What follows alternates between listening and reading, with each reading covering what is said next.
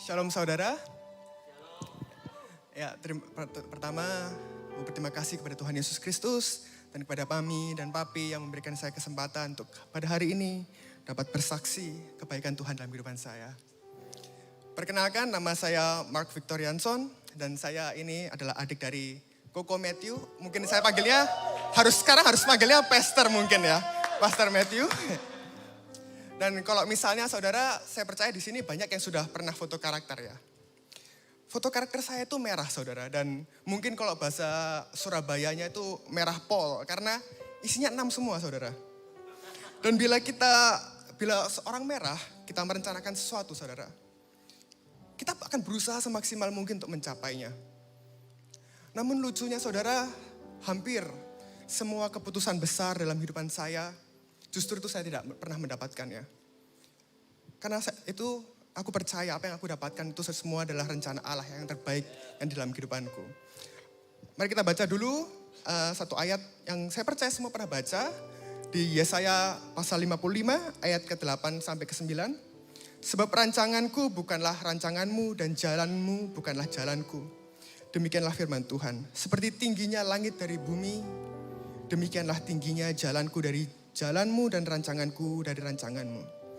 Jadi saudara, sejak saya kecil ketika teman-teman saya masih bercita-cita sebagai astronot, presiden gitu ya. Saya sudah tahu saya ingin membangun rumah saudara. Saya suka membangun, saya tahu saya ingin melihat rumah-rumah saudara. Jadi sejak kecil saya punya cita-cita untuk menjadi seorang teknik sipil. Saya tahu saya harus belajar teknik sipil dan saya harus kuliah mungkin yang terbaik di Indonesia itu di ITB. Namun Tuhan berkata lain saudara, ketika saya sekolah di SMA, ada pelajaran bahasa Jerman. Dan di pelajaran itu saudara, saya nilainya paling jelek. Sehingga saya terpaksa tuh harus les. Namun ketika saya les itu saudara, saya bertemu dengan teman yang mengajak saya ke Jerman. Ya saya anggap itu tidak mungkin saya ke Jerman. Namun adik saya yang bernama Monica, itu malah awalnya tertarik. Dan akhirnya entah gimana ceritanya, saya kok yang malah ke Jerman, dia nggak jadi. Dan ketika saya ke Jerman, saya itu sebenarnya kalau ditanya apa alasan saya ke sana, saya juga bingung waktu itu saudara. Karena seperti saya melupakan ITB, saya melupakan apa yang rencana saya sebelumnya, tapi saya ada keyakinan untuk berangkat ke Jerman. Di saat itu bahasa Jerman saya 0 saudara. Bahkan ketika saya berangkat, saya tidak tahu loh, nanti saya mendarat di Jerman, saya tidur di mana. Suhu waktu itu minus 11 dan saya mendarat jam 20 malam.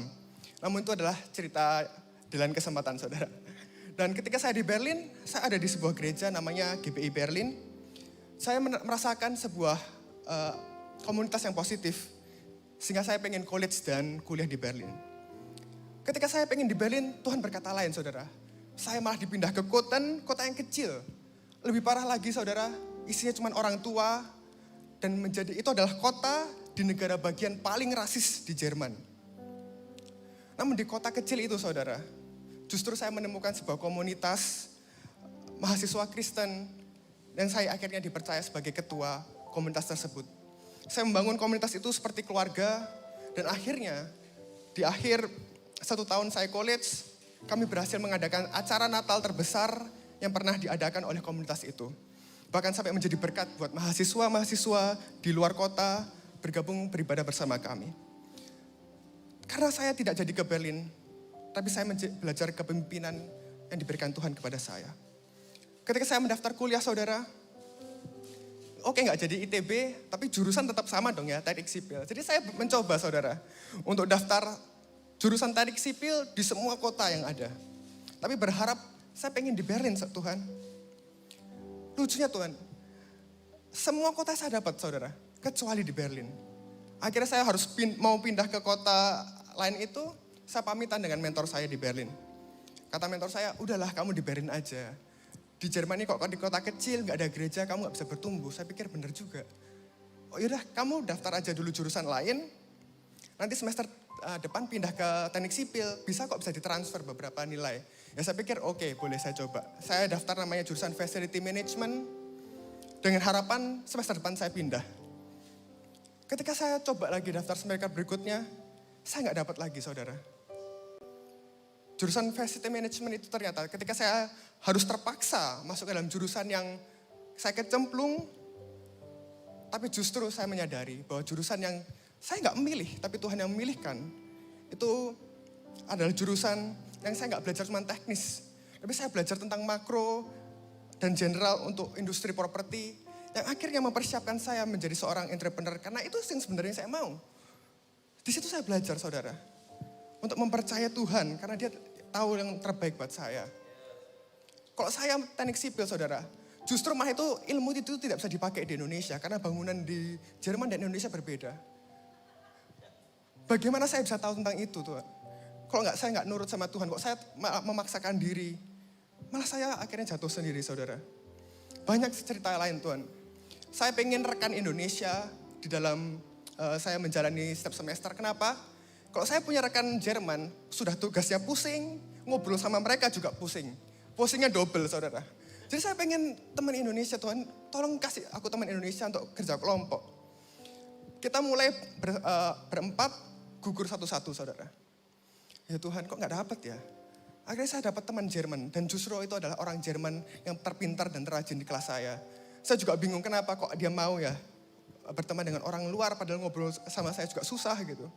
Ketika saya mau pekerjaan dalam bahasa Inggris agar saya santai, hidupnya enak, Tuhan kasih aku pekerjaan yang pakai bahasa Jerman dengan requirement, persyaratan bahasa ibu.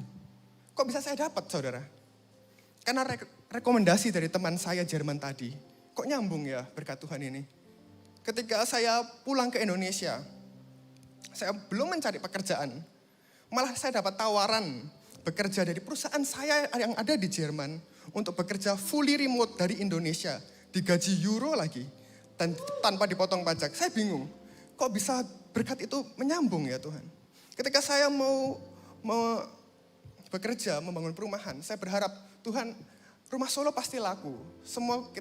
Saya berpikir tentang hidup saya, pasti rumah Solo laku, saya bisa membangun perumahan. Rumah Solo nggak laku, saudara. Saya bingung, tapi akhirnya Tuhan berikan. Ada perusahaan perumahan yang mangkrak, kita yang disuruh melanjutkan perumahan itu. Artinya apa? Tanah sudah lengkap, izinnya sudah lengkap. Saya nggak perlu modal yang besar, kok bisa mereka percaya sistem bagi hasil di akhir. Untuk seorang yang fresh graduate tidak punya pengalaman.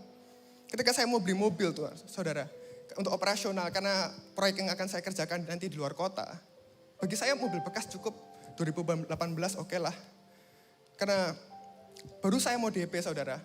1 hari sebelum saya mau DP, mobil itu kebeli orang.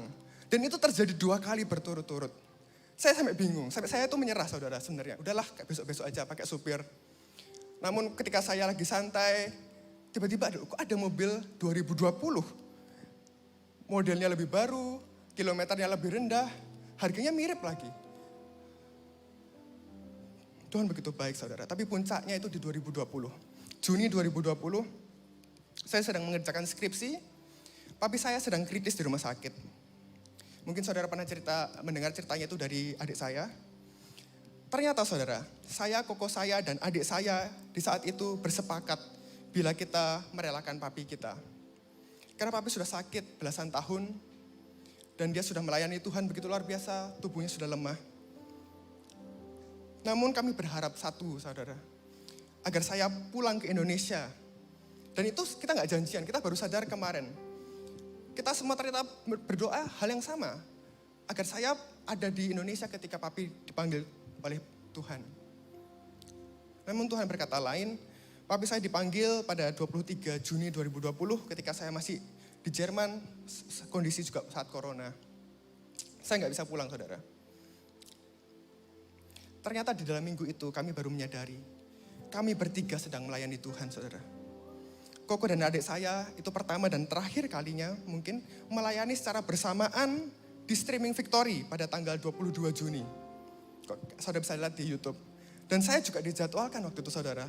Lebih dari 1 minggu yang lalu di ibadah umum, itu pertama kalinya saya khotbah di ibadah umum pada tanggal 28 Juni. Dan itu juga pertama kali dan terakhir kalinya saya berkhotbah di ibadah umum selama saya bergereja di GBI Berin. Karena biasanya saya khotbah cuma di youth, karena saya wakil ketua youth di sana. Terus saya komsel atau menara doa, itu baru pertama kalinya.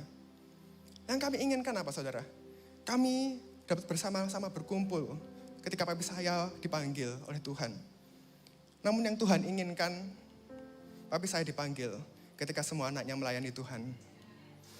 Kisah di atas mungkin terdengar indah, saudara.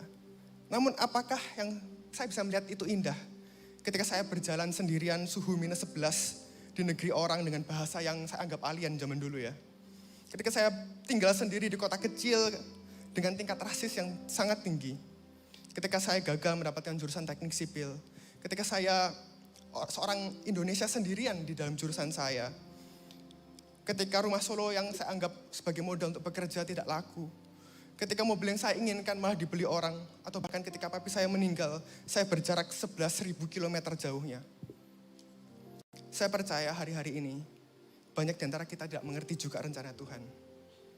Harapan saya dari kisah saya tadi, biarlah menjadi bukti, mungkin kecil. Namun nyata, saudara, ini adalah kesaksian hidup. Agar kalian semakin percaya bahwa rencana Tuhan indah pada waktunya. Bayangkan semua kisah yang tadi, saudara. Bermula hanya dari suatu hal yang kecil, yaitu nilai Jerman saya yang jelek. Namun bisa menjadi berkat yang begitu luar biasa. Ini menggambarkan seberapa pentingnya kita untuk bergantung dan percaya kepada Tuhan. Akhir kata, saya memberikan satu ayat di 1 Korintus 2 ayat 9. Tetapi ada tertulis apa yang tidak pernah dilihat oleh mata, tapi yang tidak pernah didengar oleh telinga. Tidak pernah timbul di dalam hati manusia. Semua yang disediakan Allah bagi mereka yang mengasihi Dia. Akhir kata, in every victory, let it be said of me, my source of strength and my source of hope is Christ alone. Terima kasih, saudara.